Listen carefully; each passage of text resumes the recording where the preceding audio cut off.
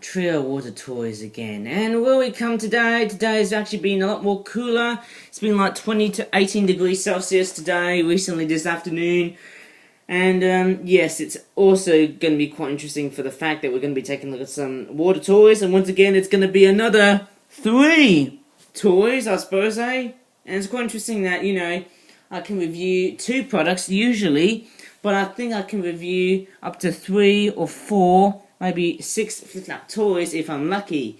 But the first one we're going to take a look at is this Snowy Crested Tern or Crown Tern Flock 12-pack. £12.99 or £13. It looks pretty newish. I don't know how good or bad these sets are. Crockies, I just love the artwork in this one. Oh, what's that? Is that a kelp gull? I almost thought it was a lesser blackback gull. And yes, it says white 2 swallowtail appendage feature. So it has this sort of kind of weird swallow sort of design. I might show you what it looks like. Okay, let's go and get these flipping piece of twits out of the packaging. Try not to sound a bit vulgar. If I did sound vulgar, well, unfortunately the video would have been demonetized.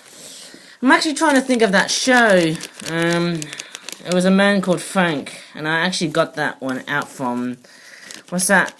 Some sort of television show. I actually remember, I think it was called Some Mother, I'm pretty sure I couldn't remember. Some Mothers Have Them, or maybe I couldn't remember the TV show that much though. Maybe I should do that in another video, or...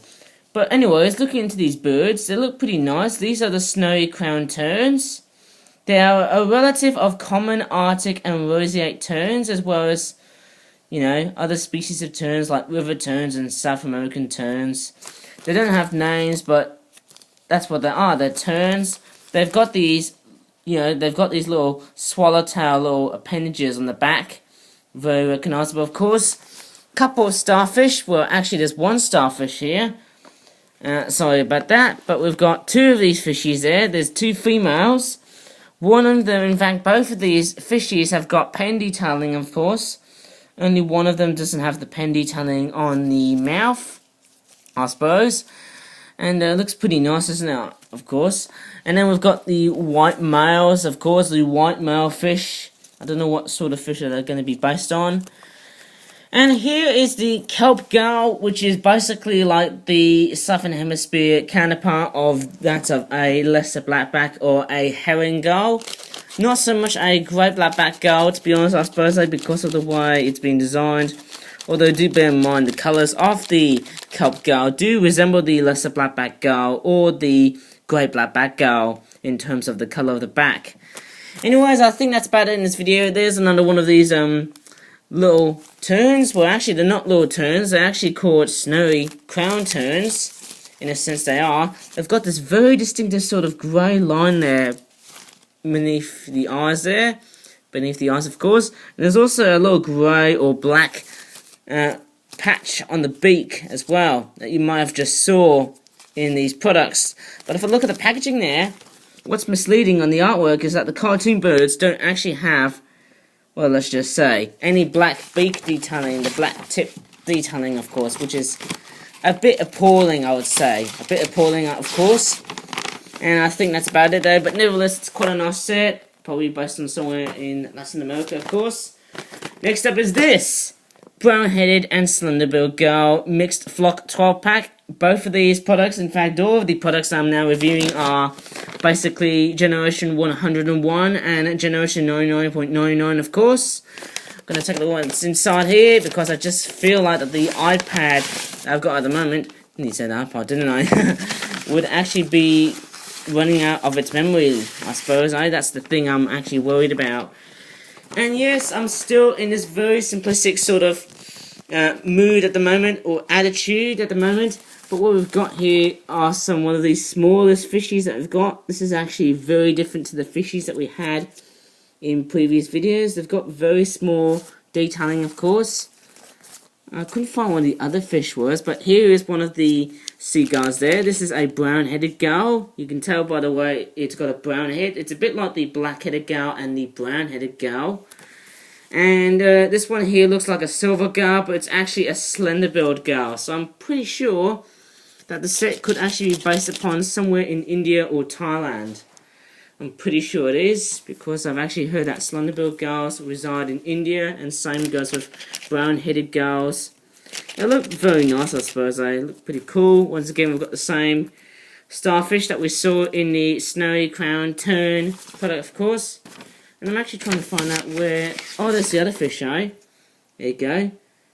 Oh, there you go. That's one piece of fish I've actually found. Pretty simplistic, but I can tell you guys, I think they're literally just all the same. It's just that, you know, I've seen so many flapping bird toys. I mean, oh my goodness me, look at the soot in this bird here. Look at the amount of greyness that the bird has been accumulating, I suppose, eh? Once again, they've got very nice detailings, of course, and I'm very sorry for the rough and readiness, but that's what my current videos are like. And yes, as I said earlier in this video, I will start to make a whole bunch of complex videos on YouTube with a whole bunch of jump cuts and things like that.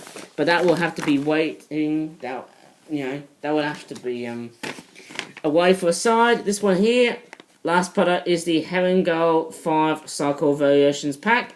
£7.99 or £8. The one we've looked at, which was the Brown Headed and Slender Gull Mixed Flock 12 pack, was around £15.99 or £16, making it the expensive one of all toys in this video. And we've got a herring gull, which has got a great big sort of wing gull-like appearance. There's the anatomy, of course. I'm not sure how good or bad it is in detail, of course, I suppose, eh? Not sure if you can see that via the shadows, of course. It is a British Wildlife Collection toy. And sadly, I don't think there's any water themes onto it, because there are no fish or anything like that, I suppose, eh? Which makes it water themed, I suppose. But we'll take a look at the birds, and I'm not going to be taking a look at the weather, because yesterday was very successful, of course. This is our first winter herring gull, because it's got a very nice sort of, you know, chocolatey sort of brown colorized sort of bird. That's what all juvenile seagulls look like. They've all got the names, of course. First winter herring gull, second winter herring gull, which has got the very eponymous of all pink beaks with the grey or black end on it, of course. Black wingtips. Almost said grey, didn't I? And when you flap it on it, when you pull the tail, you can see how glorious the detail is. Pretty realistic, I suppose, eh? Then we come to this one here, which is actually the third winter herring gull. And yes, this makes very big sense. And if I flap it, it does have some very interesting adult-like herring gull traits into it. So it looks very amazing indeed, but it is still quite a dull bird. Nevertheless, we're coming into the fourth winter herring gull, which still retains a bit of dullness. And also, just like the third winter herring gull, you can start to see there's a black ring present on both of these birds, but these are in two different positions. As you can see, this one there is actually a lot more bigger, and it's actually in a different position compared to that one there, which is actually a lot more narrower in a sense. So sometimes when you make toy birds, it's not always the same, isn't it? And then we've got the mundane adult herring gull that we all tend to love, alright? That's basically the one we all tend to love and hate at the same time, okay, though? And most importantly is that, you know, the juvenile gulls tend to have the tail bands on the back of their tails, which is very important to say. And I think that's about it in this video. I hope you enjoyed this video. And I'm very sorry that I have to delay complex videos until, well, let's just say sometime in mid or later part of 2019. So, if you like my video, you can like my videos, of course. Go ahead and subscribe. And thank you for watching for the video. Goodbye, and thanks for watching.